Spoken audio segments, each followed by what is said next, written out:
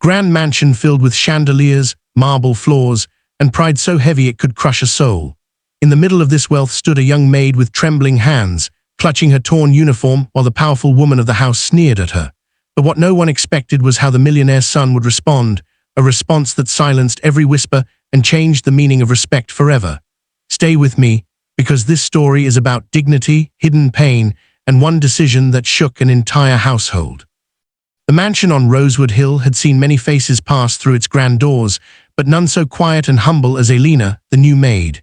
She was barely 21, her eyes always lowered, her steps cautious, as though afraid of disturbing the golden silence of the halls. She worked silently, polishing the grand piano that no one played, folding silken curtains heavier than her own body, and serving tea that cooled before it was ever appreciated. The millionaire, Daniel Montgomery, often noticed her presence more than he cared to admit. Unlike the lavish guests who drowned in jewels and arrogance, Elena carried an invisible story, something in the way she smiled faintly when no one looked, or how she lingered near the kitchen window just to feel the sunlight for a moment. But Daniel's mother, Elena Montgomery, a woman with pride carved into every wrinkle of her face, saw Elena as nothing but a servant, a stain, as she once whispered to a guest. Elena believed that wealth wasn't just money, it was blood, and anyone beneath that line was unworthy of kindness. That day, during a large gathering, Elena called for tea. Elena, with shaking hands, entered the grand hall carrying a silver tray. She moved carefully, but one small step faltered. A single teacup rattled against the saucer. Gasps filled the air, not because of a spill, but because Elena's eyes had already narrowed. "Clumsy girl," Elena's voice cut like glass. She rose, walked to Elena, and in front of dozens of guests, she grabbed the collar of Elena's uniform. With one furious pull, the fabric ripped apart. The sound of tearing cloth echoed louder than the crystal chandeliers above. Elena froze, her breath caught in her chest. Her uniform hung loosely, exposing her shoulder. Her cheeks burned with shame. Around her, laughter mixed with murmurs. She wanted to disappear, but her trembling lips stayed shut because poor girls didn't speak in mansions like this.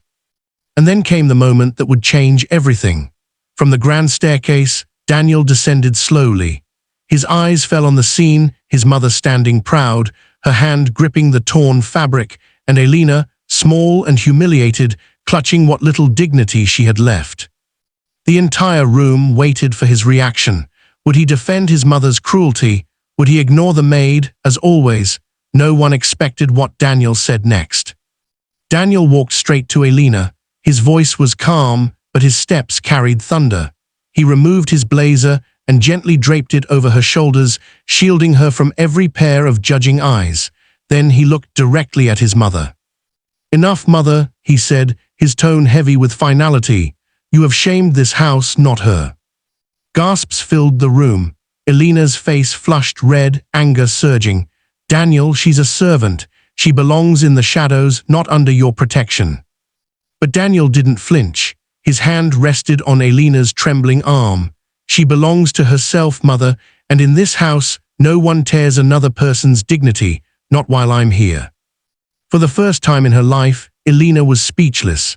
The guests, who had moments ago smirked at Elena's shame, now shifted uncomfortably, their eyes darting to the floor. The silence was suffocating. Elena's eyes welled with tears, not of pain, but of relief. For years, she had endured whispers of being too quiet, too poor, too invisible. And now someone, the very heir of the mansion, had given her something no one had before: respect. Daniel turned to the guests. "This is not a house of cruelty. If any of you came here to witness humiliation, the doors are open. Leave." One by one, the guests lowered their heads. No one left, but no one dared to laugh again. Elena tried once more. "Daniel, you're making a mistake. People like her will never understand us." Daniel's voice softened, but it cut deeper than before. "No, mother, it's us who never tried to understand people like her, and that ends today." In that moment, the mansion didn't feel like Elena's empire anymore. It felt like Daniel's, a place where walls of marble finally bent to kindness. Elena clutched his blazer tighter, not because she needed it to cover her torn uniform, but because it was the first time she felt safe. Her quiet strength, long ignored, now glowed in the room. By nightfall, the story spread across Rosewood Hill, not of Elena's cruelty, but of her son's courage.